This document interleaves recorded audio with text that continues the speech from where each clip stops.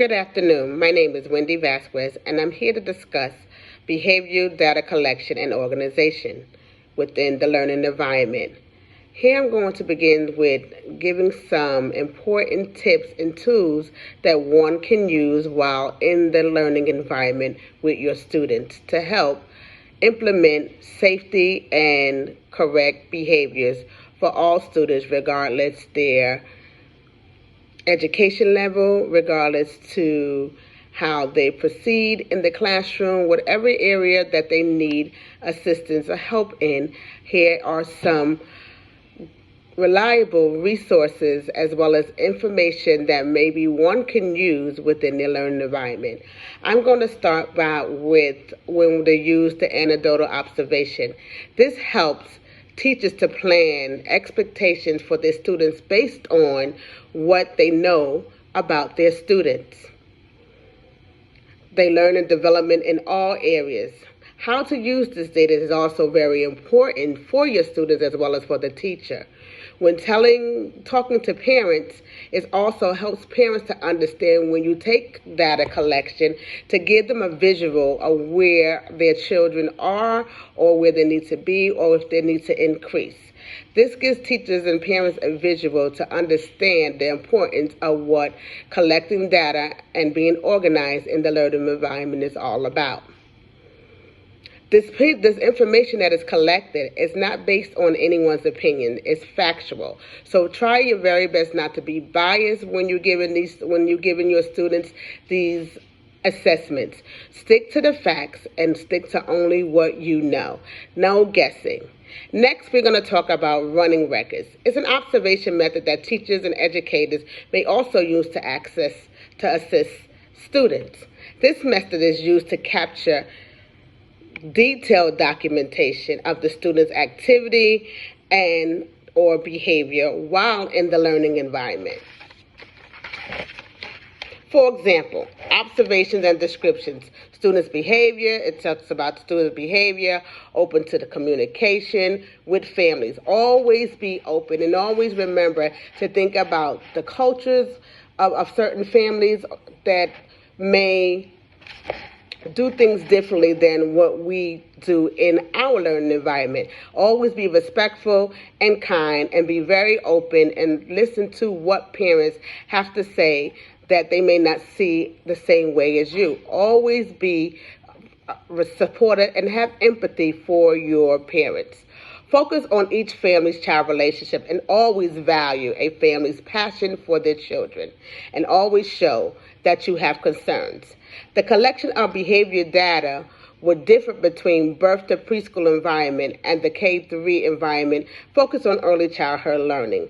The amount of time that a student is spent in the learning environment is based on the quality of the teacher and student interactions, which makes learning more complex.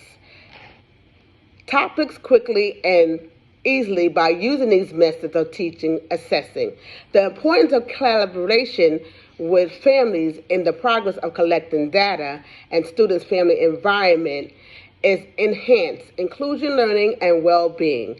When encouraging these relationships between teachers and families, you should see strong growth and respect of all partnerships with students, parents, and families.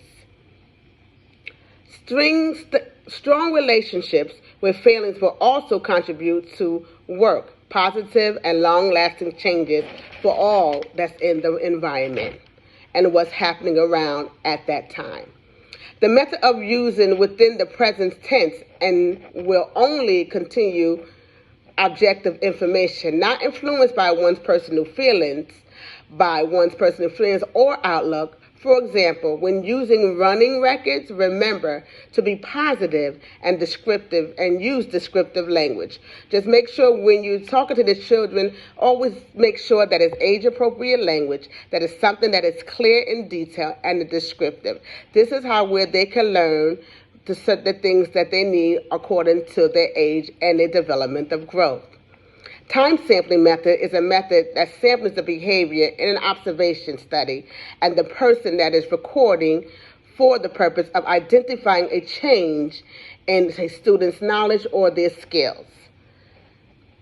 So sociogram and checklists are also other methods used for observation and social interaction between peers with their learning with peers with within the social environment and in their classroom. With recording the way the student plays with others or their peers, who initiates the play, who may see less social exchange in play, more than one another expected from the age of development, providing analyzed data about these areas or performances will also be benefit when children work in groups. They can work in according to their tier 1 or tier 2, will also help a teacher learning in small groups to help the children develop where they need to be academically. Using photos, audio, and visual methods will also help process information easier and makes learning experience simplified. Students can always make a difference and be able to achieve when items are tangible. Rewards, remember to always give reinforcements as soon as the behavior is corrected.